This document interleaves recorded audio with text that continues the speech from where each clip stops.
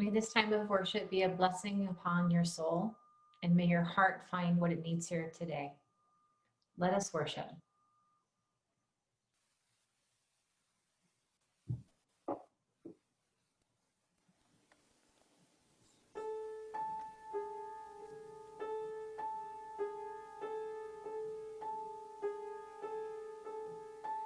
Come with me and you'll be in a world of pure imagination. Take a look and you'll see into your imagination. We'll begin with a spin, traveling in the world of my creation. What we'll see will defy explanation.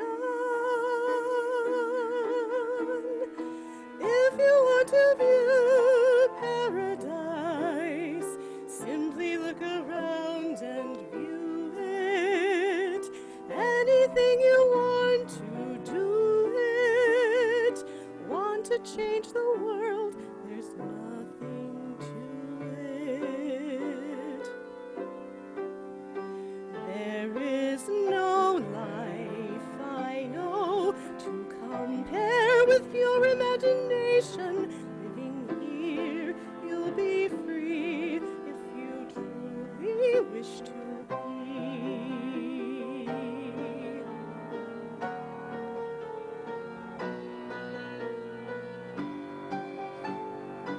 If you want to view paradise, simply look around and view it.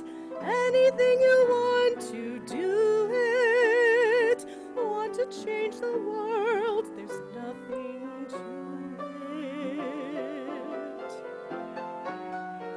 There is no life I know to compare with pure imagination. Living there, you'll be free if you truly wish to be.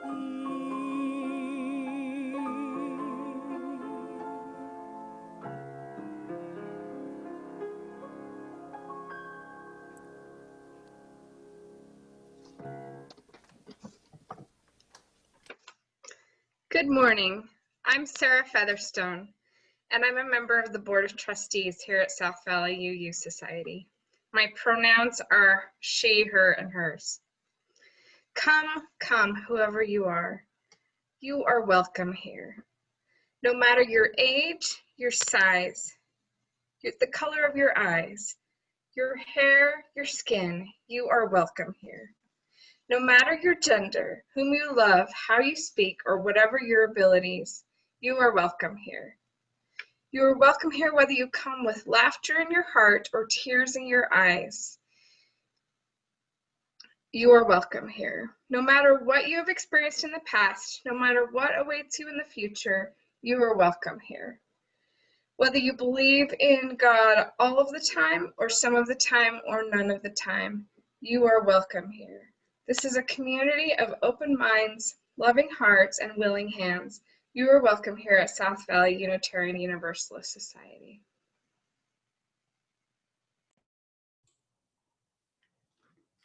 Thank you, Sarah. It's always so wonderful to hear those words of welcome, especially as today is National Coming Out Day. Yay! I have to do jazz hands for that.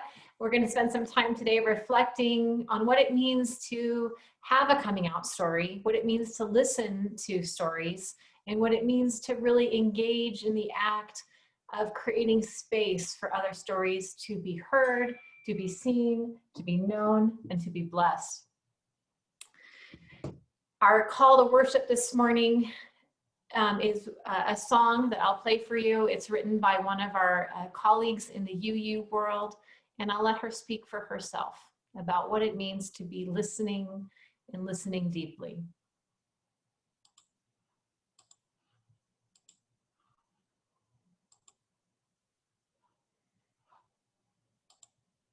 I'm listening I am listening. Spirit, speak to me. I'm listening. I am listening. Spirit, speak to me. My ears are wide open. My eyes are now open to see what I may be. I'm listening. I am listening. Spirit, speak to me. I'm listening. I am listening. In this moment of Spirit, speak through me. I can hear the voices of all my kind. I'm listening, singing. I am listening, the tweeting and howling into the wind.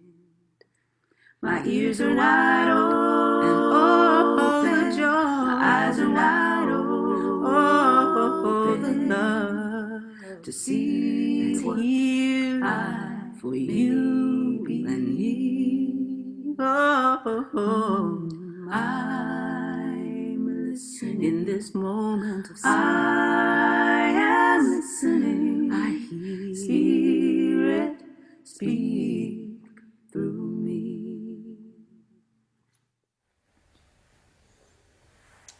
Did you sleep well?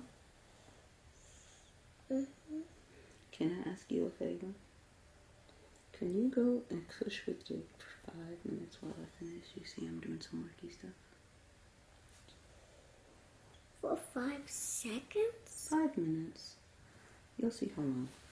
It's not very long. How many seconds is 5 minutes? Well, it's 300 seconds, but you don't have to count to 300. I'll just be in there to get you when I'm all done, okay? So who's gonna have to count to 300? I'll do it. Okay.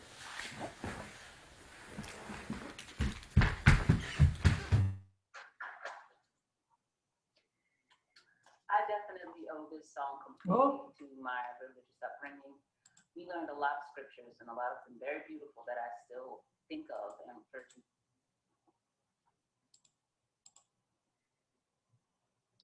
So let us now gather together in our opening hymn with Lisi.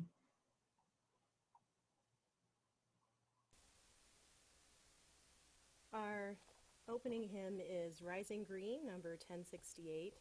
You should be seeing the words in the chat box. You will remain muted, and you're welcome to follow along with me.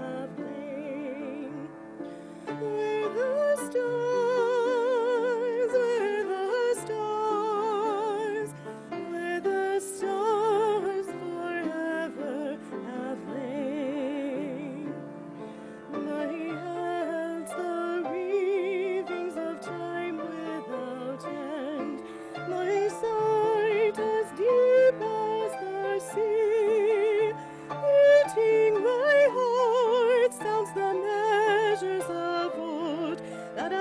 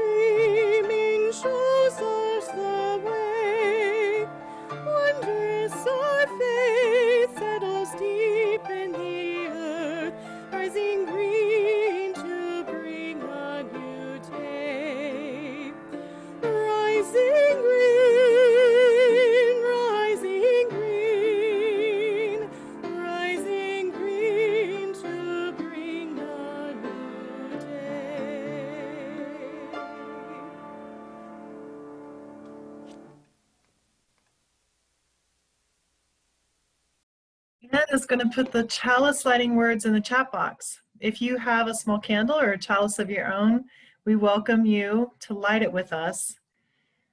David will unmute everyone, and you can also unmute yourself. Feel free to stand as we all say our chalice lighting words together, which Anne has put in the chat box. On Zoom.us. We light this. Zoom meeting. Light this chalice for the warmth of love, for the light of truth, and for the energy of action. Zoom.us has. Welcome. To those of you who are visiting us for the first time, we're so glad you're here. We'd love to get to know you, and we'll be dropping a connection card into the chat box, and that's a way for you to connect with us as a newcomer. This is a caring and supportive community, and we've lost a beloved founding member this last week, Connie Gates. She epitomizes the caring that we have felt through all these years from one another, and we're glad that you are all here today. If you need a listening ear, please fill out the pastoral care card that Anne has just put into our chat box. It's also on the website. All of our online services are intergenerational. To find out more about our religious exploration programming, please contact Rebecca Britt, who is our Director of Religious Exploration. And her email is now being dropped in the chat box. Wait for my button. There's a lot that goes on here at South Valley, and one of the best ways to stay connected is via our weekly newsletter, Happenings. You can sign up to receive that newsletter on our website, and you'll get all the information about events and classes available during the week. The opportunities to connect and stay connected throughout the week are there. You can also find on Facebook the same information, and our calendar on our website. Although we're physically separate, we are still connected. We will now share the warmth of community. You are invited to unmute yourself again, and it'll be a little chaotic, and let's just say hello to one another. You can also put where you're from in the chat box and say hello in the chat box too. Hi. Ready? Hello. Nice to see everybody. Good to see everybody. Hi. Good to see you all. Thank you, Lisi, for such beautiful music. Oh, no. Aren't we lucky? Wonderful. And Rick's recording. Yeah. Oh, okay. Yeah. Okay. Yeah. That worked well this morning. That sounded great. Yeah, it sure did. Great. It's funny to think those beautiful words came from a movie, you know. Sometimes you take that for granted a little bit, you know, but those words were really appropriate and beautiful. They were. Absolutely. Been saying hi from Minneapolis. Yeah. Hello. I'm going to Minneapolis to visit my son in a couple weeks. Hey. And I never thought about it. I could connect from there too. Of course I could. Of course you can. Thank you, everyone. Let's go to Time for All Ages.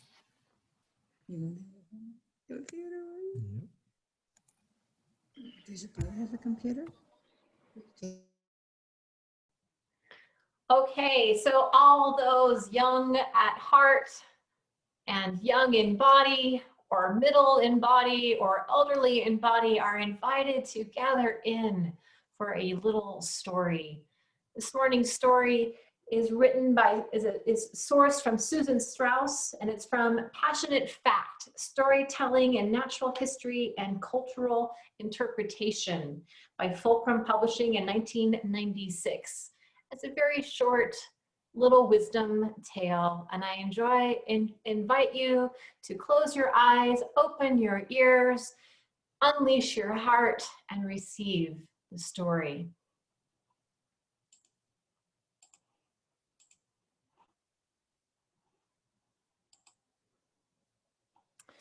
So, one sunny Sunday or Tuesday afternoon in downtown Washington, D.C., Jerry was walking down the sidewalk with a Native American friend who worked in the Bureau of Indian Affairs.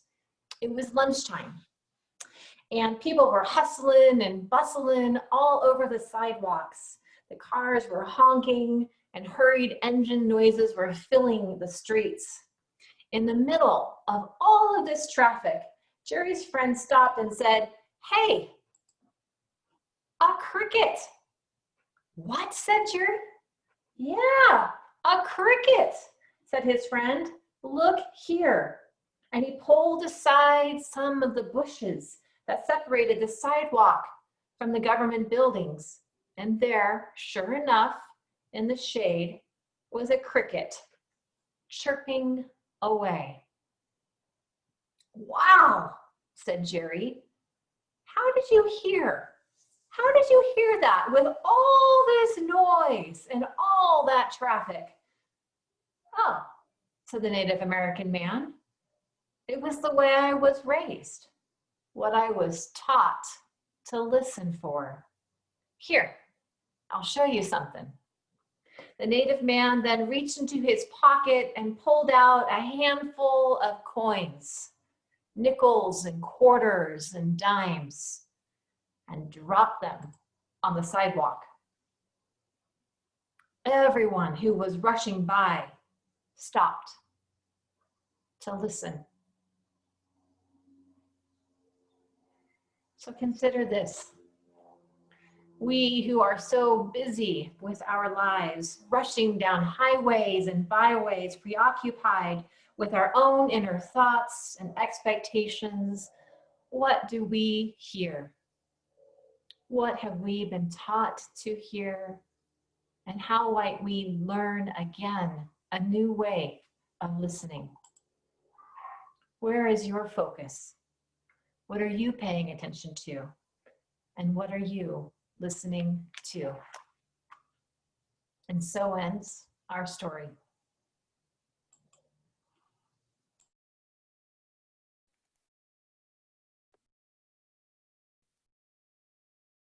This community, our church and its many ministries, are only made possible by the gifts you give of your time, your talent, and your treasure.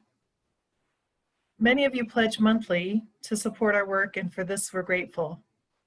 Your gifts help ensure we're able to live our values of love and justice in the world around us. Part of our ministry at South Valley includes sharing our Sunday worship offerings with a charitable organization that aligns with our principles and values.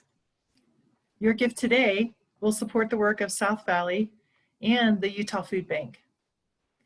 And as you may guess, food insecurity is on the rise in the midst of the pandemic, with people still not able to find work.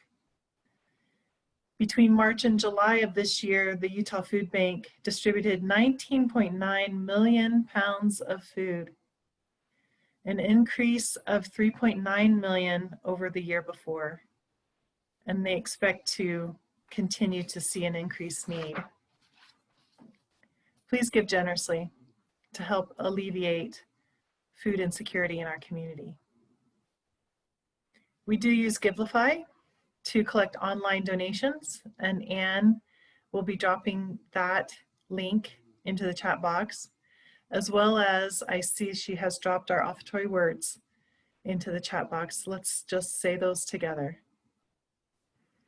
We are this church. We are its hands, its heart, its voice. Together we share the wealth of this community and sustain it with our gifts.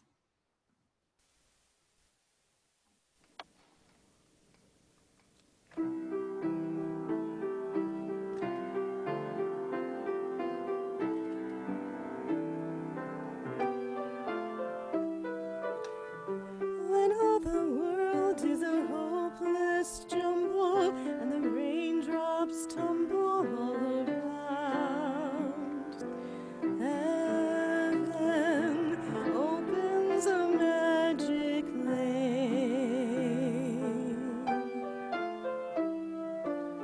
When all the clouds darken up the skyway, there's a rainbow highway to be found, leading from your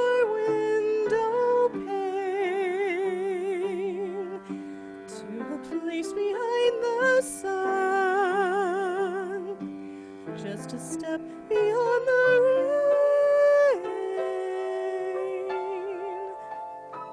Somewhere over the rainbow, way up high, there's a land that I heard of once in a lullaby. Somewhere over the rainbow, skies are blue, and the dreams that you dare to dream really do come true. Someday I wish upon a star and wake up where the clouds are far behind me, where troubles melt like lemon drops away above the chimney tops. That's where you'll find me, somewhere over the rainbow. Bluebirds fly, birds fly over the rainbow. Why then, oh why can't I?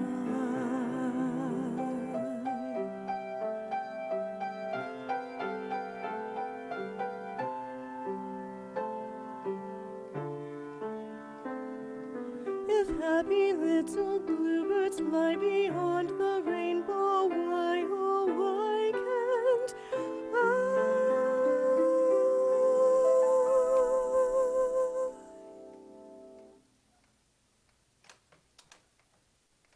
Thank you, Lisi, for the gift of your music this morning.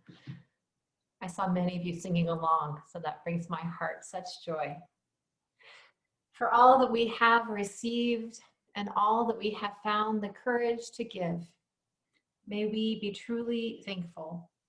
May these gifts be a blessing upon South Valley and the Utah Food Bank. I invite you now to enter into a quieter space, a more permeable space of reflection, meditation, or prayer. One of the gifts of being in a Unitarian Universalist community is that we make no pretense that we know which door is the door one should enter into. And so enter into this space and settle in however you wish. If you'd like to close your eyes, please do so. And I encourage you just to listen to the sounds that are in your immediate environment. We will sit together in silence for 1 minute.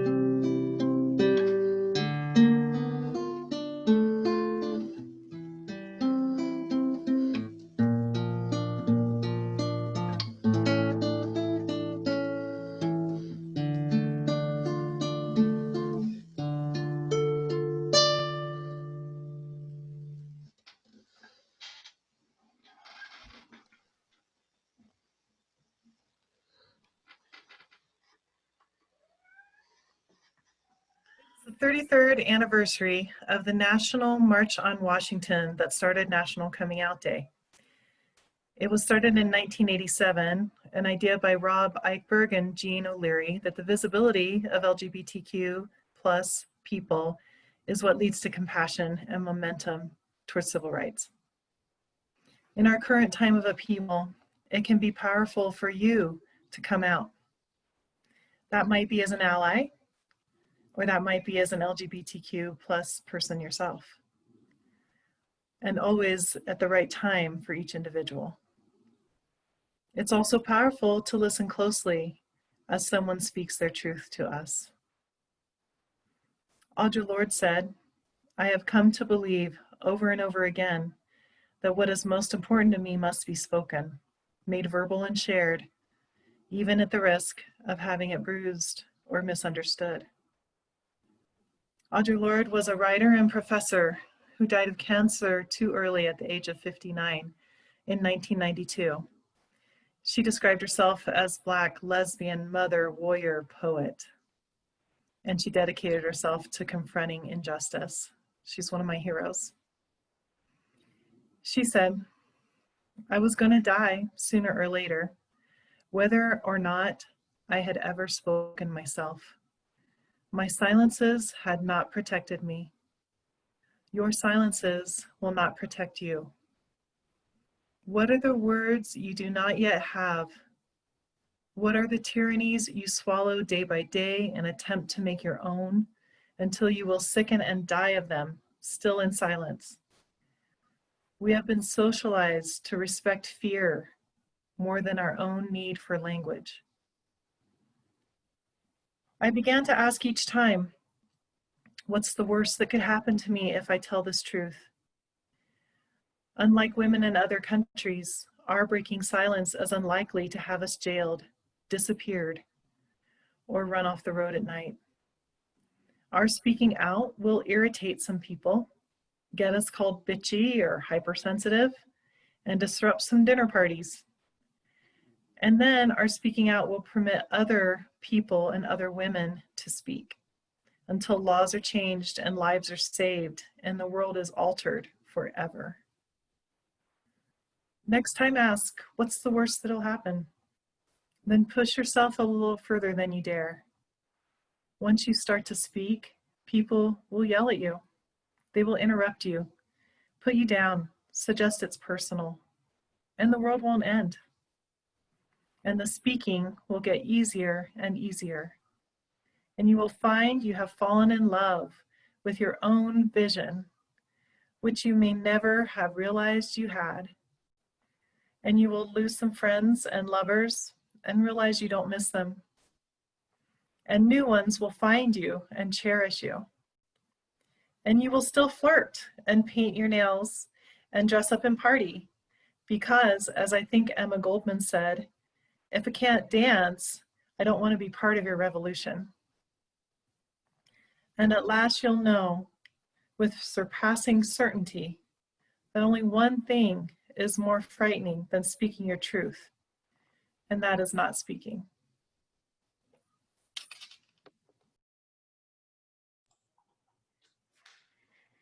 Thank you, Brenda, for bringing those words of Audre Lorde and reminding us the importance of courage in speaking. We often talk of being welcoming as Unitarian Universalists. For decades now, our congregations have been engaged in examining barriers to participation in religious life from within the LGBTQ plus community. And our congregations have earnestly sought to do the right thing. Our congregations were among the first to ordain gay and lesbian folks, to perform commitment ceremonies, and later gay marriages. And it was here at South Valley that the first transgender person was called to serve as a settled minister. And while that ministry had a painful ending, you all have a lot to be proud of for the courageous advocacy work that you did here at South Valley in calling Reverend Dennison. Our congregation has a long history of seeking to get it right And it is an observable fact that in many ways we have and continue to get it right. We've adjusted our liturgy, incorporated new voices, read many, many books, attended trainings. We've had difficult and tender conversations about bias and sought to make amends for our insensitivity when necessary. And all of that matters because all of that silence breaking shifts the conversation. And yet, of course, no work undertaken is ever fully accomplished. For we have yet to really begin to decenter heteronormativity. We remain tightly constrained by the gender binary, and violence against those who do not comply is a daily occurrence and a perpetual threat. It will take more than my lifetime or yours to really welcome the myriad expressions of gender possible in humanity. But I hope that it will take less to end the violence, the suffering, and the despair that too often haunts the lives of queer folks as they endure and navigate our current context just to survive. And unfortunately, it seems these days that our political context is one of increasing rather than diminishing threats to beneficial, safe, generous, loving relationship. But we cannot let despair and fear be our guides, because we know that as part of a living tradition as Unitarian Universalists, we know what it means and what it takes to show up again and again and again, to continue to take risks and to fight like hell when necessary, because we know that that is how love wins. The work of decentering heteronormativity, the work of shedding the gender binaries and welcoming all remains unfinished. And we have a role to play as Unitarian Universalists. And in that, we are learning to be more careful, to not assume we know the shape of our role, especially when we notice that we are embodied as cisgendered or heteronormative. We are learning. We are learning to step to the side so that other voices may be heard. We are learning slowly, carefully, tentatively at times, that the voices of leadership must arise from a new center that both trusts and honors the lived experiences of those previously on the margins. We are constructing new stories here, and doing so well requires deeper listening. Henry Nouwen has written that, quote, "Listening is a form of spiritual hospitality by which we invite strangers to become friends." In my previous work as a chaplain, I spent much of my time learning to listen. And I learned quickly that the key to listening to others is learning to hear yourself first. And that can be tricky work. A metaphor that helped me to grow in my skillfulness for listening was to imagine that we are a little bit like houses when it comes to our spirituality. We have many, many rooms, and we are forever adding on and remodeling as we go along.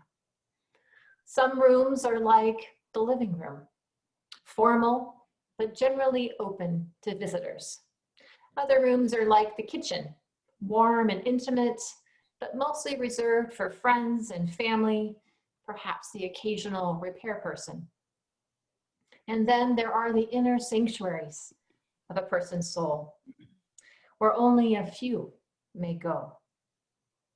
And of all the rooms that we inhabit, the most important thing to remember is that it all starts with the front porch. If you wish to journey with another, you first have to make it past the front porch. The front porch of the soul is the place of cordiality, of politeness, of niceties. It is the place and the space of initial welcome. As a chaplain or as a congregation, getting this part right determines whether or not an interaction will result in an invitation to venture over the threshold or be but a passing of niceties of two forever strangers.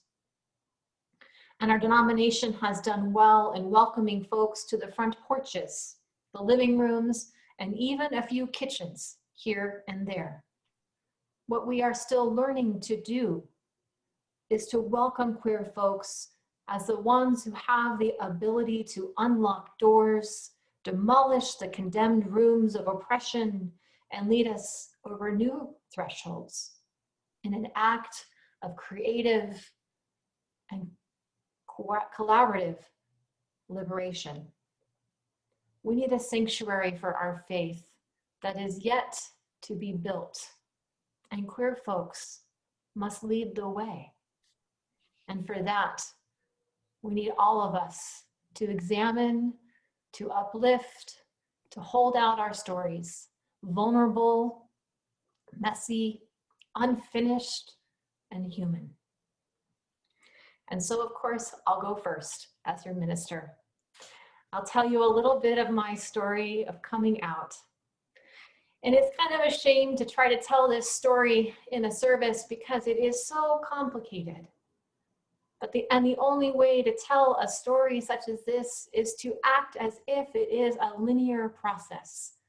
But it is far from that. To even try and tell two moments of the story makes it seem as if it unfolded one step after another.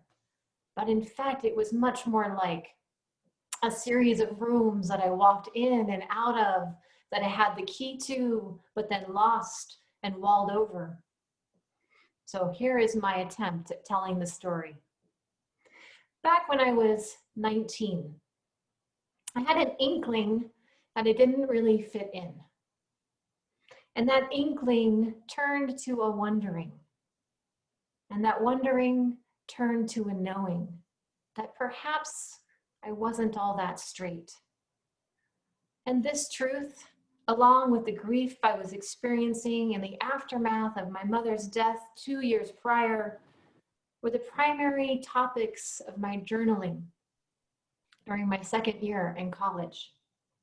I was quite depressed. And in the spring of that year, I wondered about dropping out of college. So I went home for a few weeks and rested. And I was lucky enough to have good support through my family, and I was able to make the decision to return to school for the spring quarter. I took a lighter load academically, and I went into therapy. And the therapy really helped me. I grappled with my depression and my grief, and things got better. But I didn't come out. I spoke nothing of that to anyone, not even to my therapist when he asked me directly. It was a room that I could not enter, even with support. And about a year later, I met my husband, Scott, and we fell deeply in love. And I forgot about that room. I actually forgot. And not in a way that it lingered in the background, whispering to me over the years. I completely forgot. And that is the truth. The story became something that was very different than my actual experience. And this part of the story is confusing and messy because my only recollection of this part of the story comes from those journals I wrote at 19. I have no actual memory that I can access. That's how much the walling was complete. My year of questioning became a footnote in the larger narrative of building a life, starting a family, being in love, moving to Santa Barbara, and I was happy. and there was nothing missing as far as I knew. I understood myself to be wholly straight, and this identity held until it didn't. If transformation is like a body of water, the sea of change that entered my life in 2016 was a mighty waterfall, casting fast and furious waters to a river below. And it was a tumultuous time, confusing, bewildering, exciting, and sad. My marriage dissolved, and all of my hard-won identities were in flux. But I was determined to listen and learn and grow in the midst of that pain and loss. And as I listened, my heart began to speak. And in time, it took me to the threshold of that long forgotten room and waited. Then one Saturday afternoon, following a Kundalini yoga class that had left me exhausted, that door quietly opened, and the truth gently washed over my consciousness, and I found a piece of my heart awaiting me. And in that moment, a love so great, I can only describe it as golden and heavy as honey, drenched my entire being with a joyful, beloved belonging. And I came to know myself anew as tears of joy ran down my face and my body shook with emotion. At the end of my tears, I joked with God, saying, surely he did not need another gay Unitarian Universalist minister. And he replied, chuckling back, that he was a bit short on redheads. And that was that. About a year after that, as I was walking along the beach and wondering about where I would go and who I would become, I meditated on the nature of hearts. And I remembered that there was a piece of my heart that returned to me that day. And I thought about all the other pieces of my heart that I have been collecting my whole life long. And as I left the beach that day, I happened to look down at the sand and I found this rock. And I instantly recognized it as a piece of my heart. And so I picked it up and I keep it now in my office. You'll see it on the shelf every week, week to week, to remind me that the heart is something mysterious, is something resilient, beautiful, and whole. And so ends that part of my story. I don't wish for you to understand that story as a narrative of finally coming out. And I don't wish for you to understand that story as a dismissal of bisexuality, for that has happened along the way. I would not wish for you to understand this story as a linear process. That would in fact feel a little inhospitable if you were to frame my story that way, because sexuality and gender are not solid states of identity or consciousness, but rather they are processes that unfold and refold upon one another in an endless dance of transformation over the course of our lives and across time, place, and culture. I would rather ask that you notice where my story touches your heart, where my story raises questions for you about your own life, and to sit still with those questions for a time. I would ask that you avoid asking me clarifying questions so that you may understand. I would ask instead that you sit with those questions for a time. Breathe in. Today is a joyful and celebratory day, honoring all of the ways in which we rise strong, rise resiliently, rise beautifully in the midst of our storytelling. I encourage you today to ask your heart what it has yet to speak to you, what joy it has to share with you. Let my story rest and let yours begin. And may we co-create today a beautiful space for that sanctuary of our hearts to be welcome to all who would join us here in this space and in this work of liberation. May it be so, and amen. I will leave you with a small gift of a song this morning.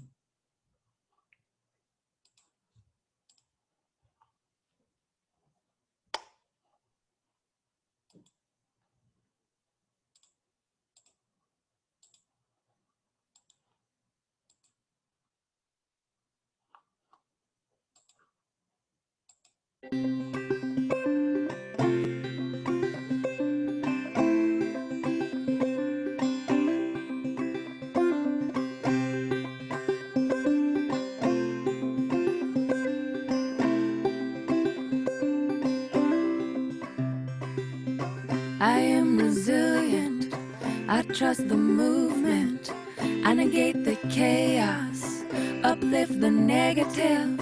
I'll show up at the table again and again and again. I'll close my mouth and learn to listen.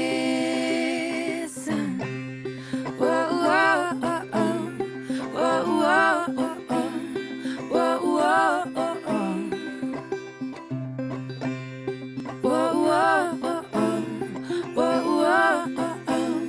Whoa, whoa, oh, oh. These times are poignant, the winds have shifted. It's all we can do to stay uplifted. Pipelines through backyards, wolves howling out fronts. Yeah, I got my crew, but truth is what I want.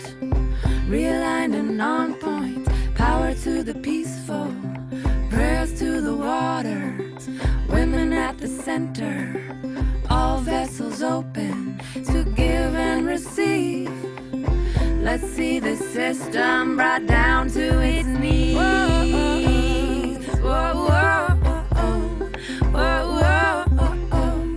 Whoa, whoa, oh, oh. Ooh, ooh, ooh. Whoa, whoa, oh, oh. Whoa, whoa, oh, oh. Whoa, whoa, oh, oh. Ooh, ooh, ooh. Ooh, ooh, ooh.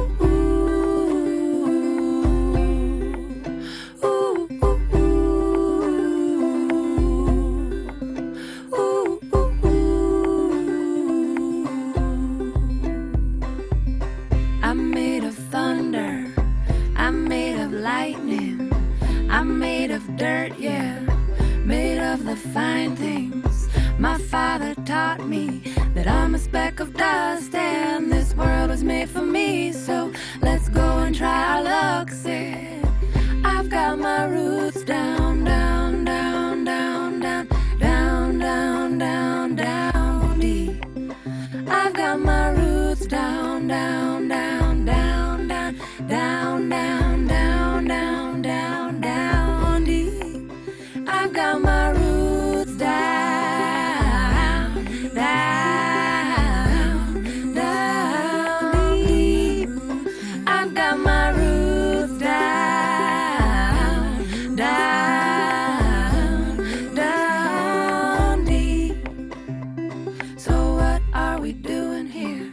What has been done? What are you gonna do about it when the world comes undone? My voice feels tiny, and I'm sure so does yours. Put us all together, make a mighty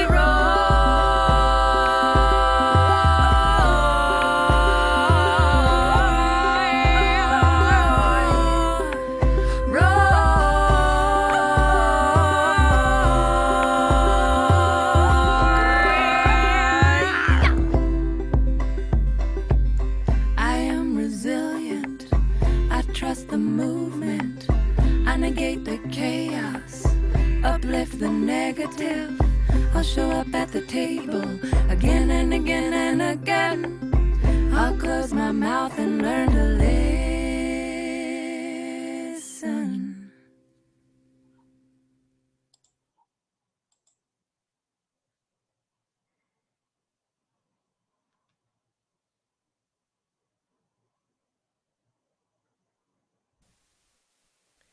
Our closing hymn is number 18, What Wondrous Love. You should find the words in the chat box.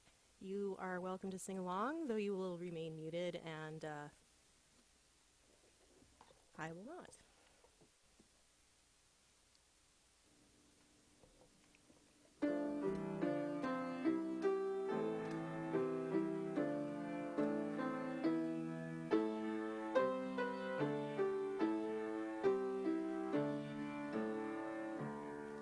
What wondrous love is this, oh my soul, oh my soul. What wondrous love is this, oh my soul. What wondrous love is this that brings my soul such bliss and takes away the pain of my soul, and takes away the pain of my soul. When I was sinking down, sinking down, sinking down, when I was sinking down, sinking down, when I was sinking down beneath the sorrow's ground, friends to me gathered round, oh my soul, friends to me gathered round, oh my soul. To love and to all friends I will sing, I will sing. To love and to all friends I will sing. To love and to all friends who pain and sorrow mend, with thanks unto the end I will sing, I will sing. With thanks unto the end I will sing.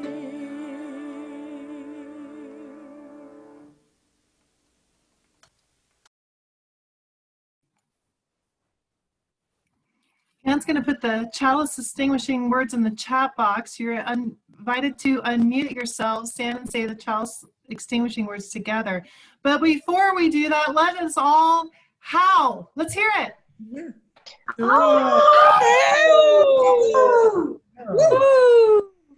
Yeah. Yeah.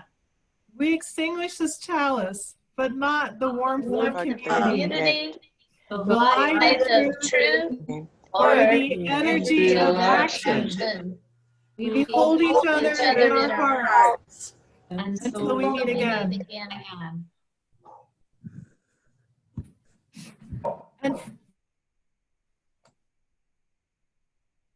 And you can catch the end of it. Anne will throw the link in the chat after the service.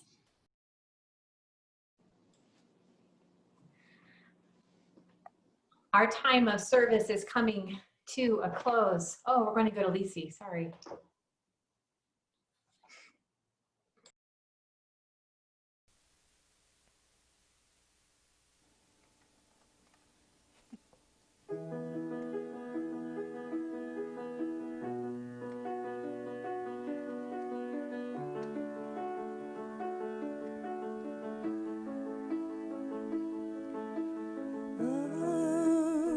They're trying to shoot down angels. They're trying to pull their wings off so they can fly.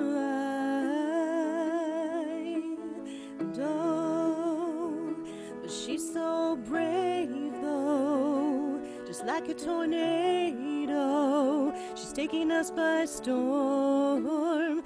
You can't stop the girl from going. You can't stop the world from knowing. The truth will set you free. Yeah. You can't stop the girl from going. You can't stop the world from knowing. The truth will set you free. Oh, you can't stop the girl. They're trying to take our voices. They're trying to make our choices. So we scream loud, loud, loud. And now, I know you feel the lightning. And it's so exciting. So here we come. You can't stop the girl from going. You can't stop the world from knowing. The truth will set you free. Oh, you can't stop the girl from going. You can't stop the world from knowing. The truth will set you free. Oh, you can't stop the girl. You can't stop the girl. You can't stop the girl. No, no, you can't stop the girl.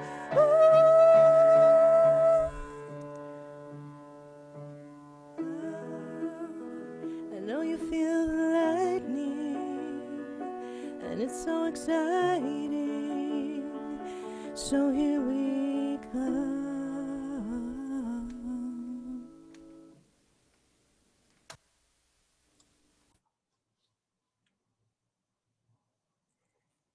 And so comes the end of our worship, and yet our work is yet to begin.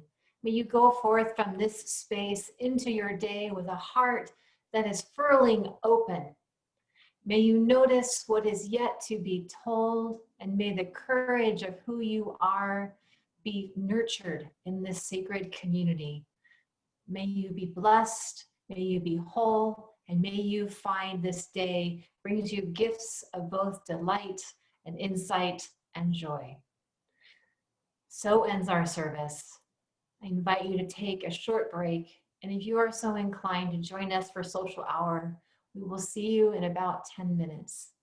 Blessings on your day, and amen.